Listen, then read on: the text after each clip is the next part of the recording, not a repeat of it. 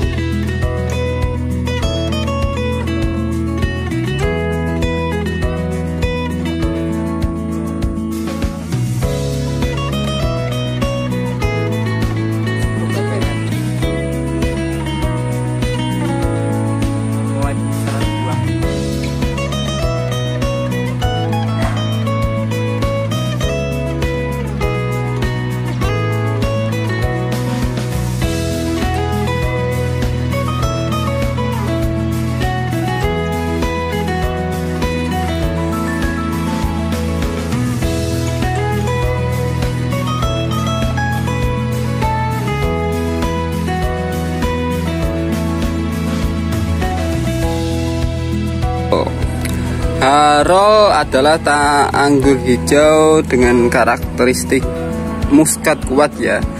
Dia berbentuk bulat dan pada tandan biasanya itu tanpa perlakuan GA3 dia tandanya agak kecil-kecil. Tapi untuk segi rasa dia memang istimewa ya.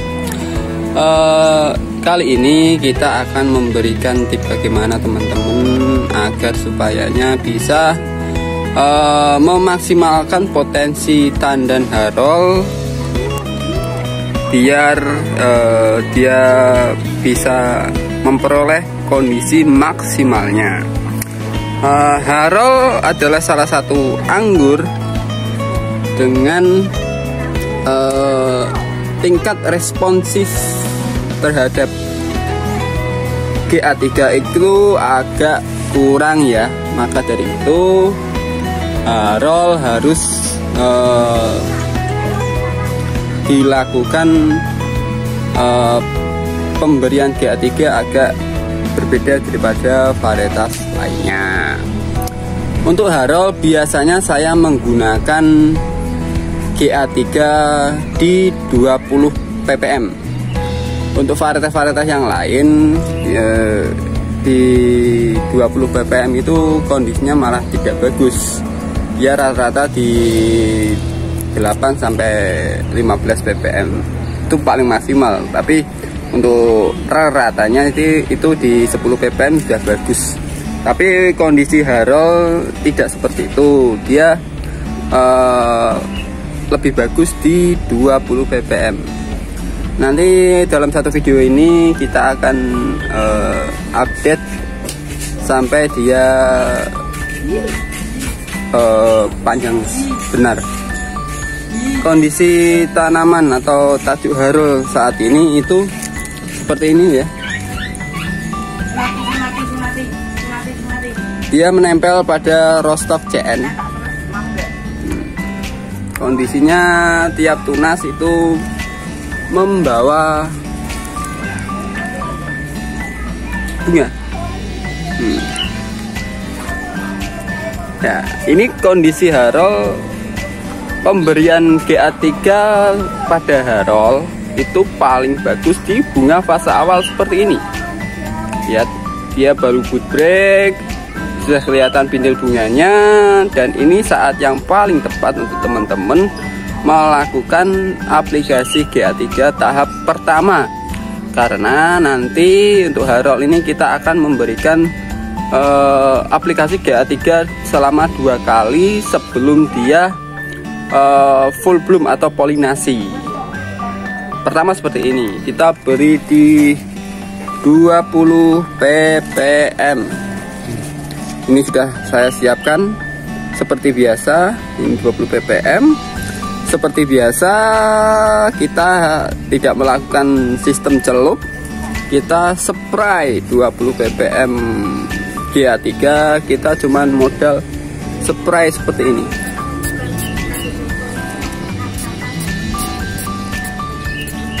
Ya, cuman model spray seperti ini aja. Kita ini untuk aplikasi GA3 tahap pertama sudah selesai. Kita spray saja seperti itu ya. Nanti kita akan update pemberian GA3 sesi kedua.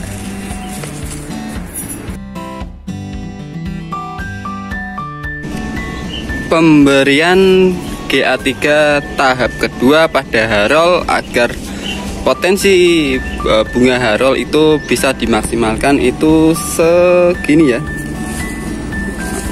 Jadi ketika bunga mulai segini, ini reaksi GA3 tahap pertama sudah kelihatan jelas, dia sudah memanjang.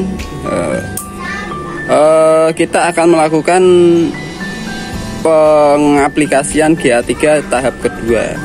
Kita masih sama, ini masih pakai semprot. Seperti tahap pertama, untuk takaran GA3 untuk harol di sesi kedua ini kita pakai 20 ppm. Caranya tetap sama, kita masih semprot saja, cuman semprot seperti ini. Semua bunga kita semprot.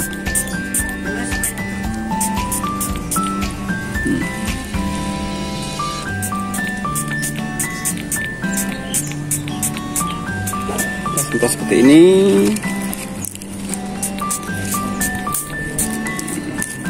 Nanti semua kita akan aplikasikan semua. Hasil dari aplikasi tahap pertama sudah kelihatan. Harol ternyata bisa dimaksimalkan, dia cabang bunga menjadi 2 semua seperti ini ya. Kelihatan kan? Ini menjadi 2 semua. Lumayan bagus, padahal biasanya harol agak susah atau dia agak tidak responsif terhadap GA3. Ini dia bisa maksimal seperti ini. Nanti kita akan update yang tahap ketiganya. Untuk refresh teman-teman, tahap pertama kita aplikasi GA3 20 ppm, tahap kedua ini kita aplikasi GA3 20 ppm. Nanti kita akan aplikasi tahap ketiga di full bloom. Kita tunggu sampai dia full bloom, oke?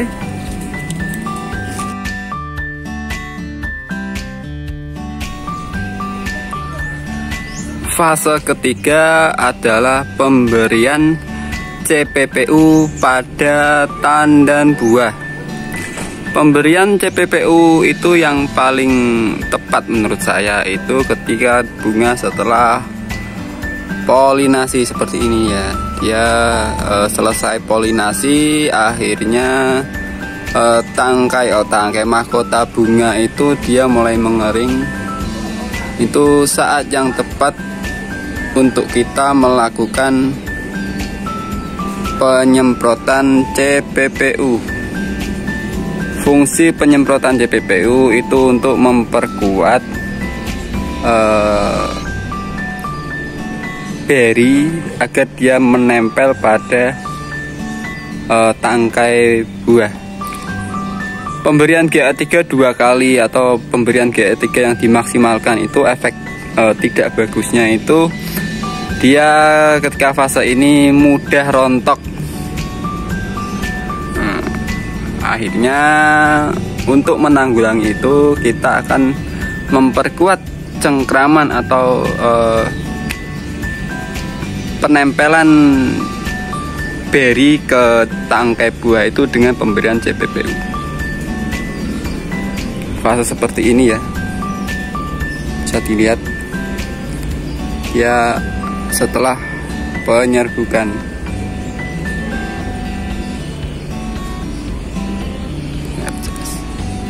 Caranya juga sama, kita hanya menyemprotkan saja. Saya sudah ada CPPU. Ini kita akan spray saja seperti ini.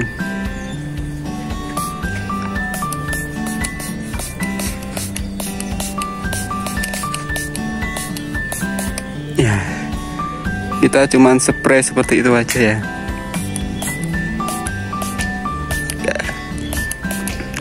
Ke semua tangkai dan tangkai buah, tangkai bunga kita semprot semua. Nanti kita update perkembangan selanjutnya.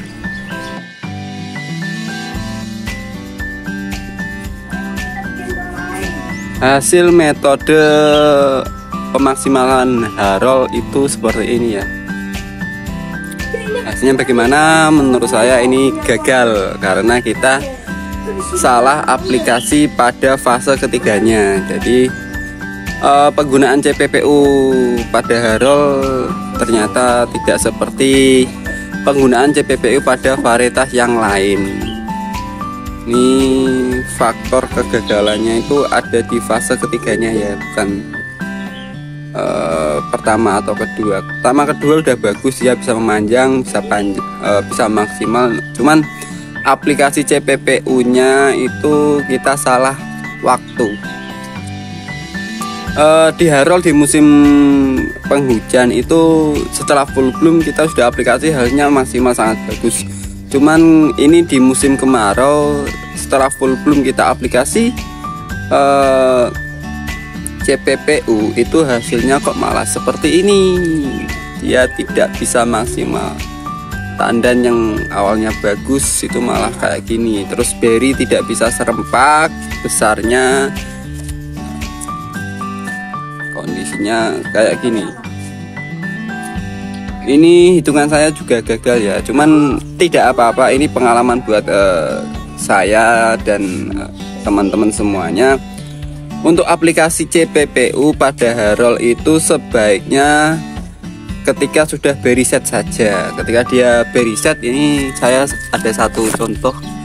Ini sudah beri set, itu hasilnya bagus, ya kan? Cuman ketika aplikasi di setelah 2 hari setelah full bloom itu seperti ini. Ini semua gagal kok, semua enggak masalah karena ini proses pembelajaran.